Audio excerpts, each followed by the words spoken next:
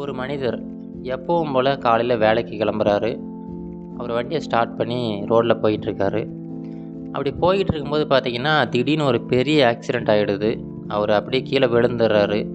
அவர் helmet போட்டிருக்காரு, ஆனாலுமே அவர் மண்டையில் சரியான அடி விழுந்துருது. உடனே ஆம்புலன்ஸ் வந்து அவரை கூட்டிகிட்டு போகுது. அடுத்த ஒரு சில நிமிஷங்களில் பார்த்தீங்கன்னா, அவர் வந்து ஐசியூவில் இருக்கார். அவருக்கு ஆக்சிஜன் மாஸ்க் எல்லாம் போட்டிருக்காங்க.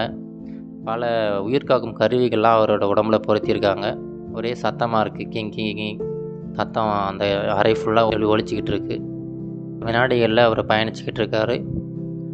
அப்போ பார்த்தீங்கன்னா, அவரோட இதயம் வந்து அவர்கிட்ட பேசுது. என்னென்னா, நான் இப்போ வந்து கடைசியாக 72 முறை மட்டும்தான் துடிக்க போகிறேன்.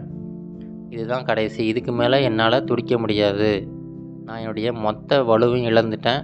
நான் இப்போ வந்து செயலிழக்க போகிறேன் அப்படின்னு சொல்லிட்டு அவர்கிட்ட சொல்லுது. உடனே அவர் சொல்கிறாரு, இல்லை எனக்கு வந்து வாழ்கிறதுக்கு இன்னும் கொஞ்ச நாள் எனக்கு வேணும். நான் செய்ய வேண்டிய வேலைகளும் நிறைய இருக்குது. நான் எவ்வளவோ பண்ணணும்னு நினச்சேன், ஆனால் எதுவுமே பண்ண முடியலை. இன்னும் ஒரு சில வருடங்கள் எனக்கு கண்டிப்பாக வேணும். நான் செய்ய வேண்டிய விஷயங்கள்லாம் நிறைய இருக்குது அப்படின்னு சொல்லிட்டு அந்த இதயத்துக்கிட்ட அவர் கெஞ்சுறாரு.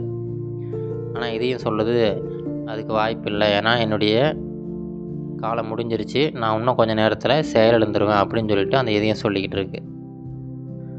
உடனே அவர் சொல்கிறாரு, நான் வந்து ஒரு பெரிய தொழிலதிபர் ஆகணும்னு ஆசைப்பட்டுக்கிட்டு இருந்தேன். ஆனால் இவ்வளோ காலமே வேலைக்கு தான் போய்கிட்டு இருக்கேன். எனக்கு இன்னும் ஒரு சில வருடங்கள் மட்டும் எனக்கு டைம் கொடு. கண்டிப்பாக நான் ஒரு பிஸ்னஸ் ஆரம்பித்து அது மூலமாக ஒரு பெரிய தொழிலதிபர் ஆகுவேன் அப்படின்னு சொல்லிட்டு அவர் சொல்லிக்கிட்டு இருக்காரு.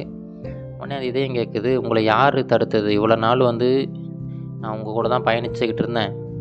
கடந்த 40 வருஷமாக உங்க கூட தான் பயணிச்சுக்கிட்டு இருக்கேன். ஆனால் உங்களை யார் தடுத்தது அப்படின்னு சொல்லிட்டு அந்த இதயம் கேட்குது.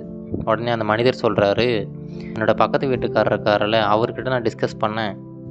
இந்த மாதிரி வேலைக்கு போகிறது நல்லதா இல்லை பிஸ்னஸ் பண்ணுறது நல்லதா அப்படின்னு டிஸ்கஸ் பண்ணிக்கிட்டு இருந்தேன். அவர் தான் சொன்னார், இப்போதைக்கு நீங்கள் பிஸ்னஸ் பண்ணாதீங்க.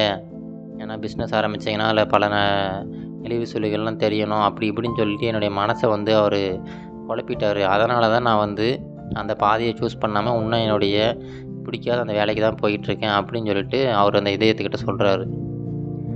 உடனே அந்த இதயம் சொல்லுது, இப்போ நீ கொஞ்சம் முழிச்சு பாரேன். நீ சொன்ன அந்த பக்கத்து வீட்டுக்காரர் இங்கே எங்கேயுமே கிடையாது. 4 பேர் 4 விதமாக சொல்ல தான் செய்வாங்க. ஆனால் நீ மட்டும் அந்த ஒரு தொழிலை ஆரம்பித்து அதில் கண்டிப்பாக நீ வெற்றி பெற்றிருப்ப. அது எனக்கு தெரியும். அதை மட்டும் வெற்றி பெற்றிருந்தனா நீ பல குழந்தைகளுக்கு வந்து நீ உதவி பண்ணியிருக்கலாம். சில ஆசிரமங்கள்லாம் உருவாக்கியிருக்கலாம். பல பேருக்கு நீ வந்து நன்மை பயச்சிருப்ப. அதுக்கான சக்தி உங்கள்கிட்ட இருக்குது. ஆனால் அது எதுவுமே நீ பயன்படுத்தலை அப்படின்னு சொல்லிட்டு அந்த இதயம் சொல்லுது. அதுக்கு வந்து அவர் சொல்கிறாரு, இப்போ கூட எனக்கு அந்த சக்தி இருக்குது.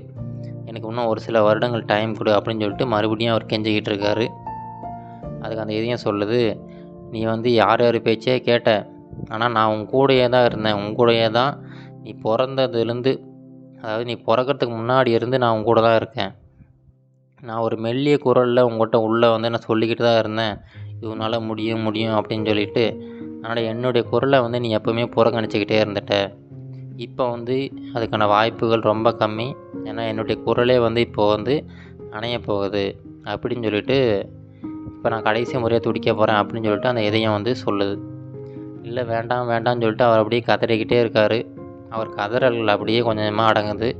அந்த மெஷினில் இருக்கிற கோடுகள் பார்த்திங்கன்னா அப்படியே நேராக ஆரம்பிக்குது. மெஷினில் ஒரு லாங் பீப் சத்தம் மட்டும் தான் கேட்குது. அவர் வந்து இறந்துடுறாரு. இது போல் தாங்க நம்ம வாழ்க்கையிலுமே இந்த ரெக்ரெட் அப்படிங்கிற ஒரு விஷயம் வந்து பல பேருக்கு இருக்கும். அது எப்போ ஏற்படும்னா, நீங்கள் வாழ்க்கையில் ரொம்ப தூரம் பயணித்து ஒரு 40-50 வயசு எட்டியிருப்பீங்க. அப்போ நீங்கள் திரும்பி பார்க்கும்போது தான், நான் வந்து இளம் வயசில் இதெல்லாம் பண்ணணும்னு நினச்சேன், அதெல்லாம் பண்ணியிருந்தால் என்னுடைய வாழ்க்கை வேறு மாதிரி இருந்திருக்குமே அப்படின்னு சொல்லிட்டு அந்த வருத்தம் நீங்கள் சாகிற வரைக்கும் உங்கள் கூடயே தான் வந்துக்கிட்டு இருக்கும். அதுக்கான ஒரு மாற்று மருந்து கிடையவே கிடையாது. அதனால் முடிஞ்ச வரைக்கும் இப்போ உங்களுக்கு டைம் இருக்கும்போது என்ன பண்ண நினைக்கிறீங்களோ அதுக்கான முயற்சி எடுங்க. ஒவ்வொரு ஸ்டெப்பாக எடுங்க. ஒரே டைமில் எல்லாமே பண்ண முடியாது. ஒவ்வொரு சின்ன ஸ்டெப்பாக எடுத்து வைங்க. கண்டிப்பாக அது உங்கள் வாழ்க்கையில் ரொம்ப பெரிய ஒரு மாற்றத்தை ஏற்படுத்தும். அந்த ரெக்ரெட் அப்படிங்கிற ஒரு விஷயத்தை மட்டும் உங்களுடைய வாழ்க்கையில் நெருங்க விட்டுறாதீங்க. இது கரேஜ் டு ஆக்ட் மோட்டிவேஷன் கதைகள்.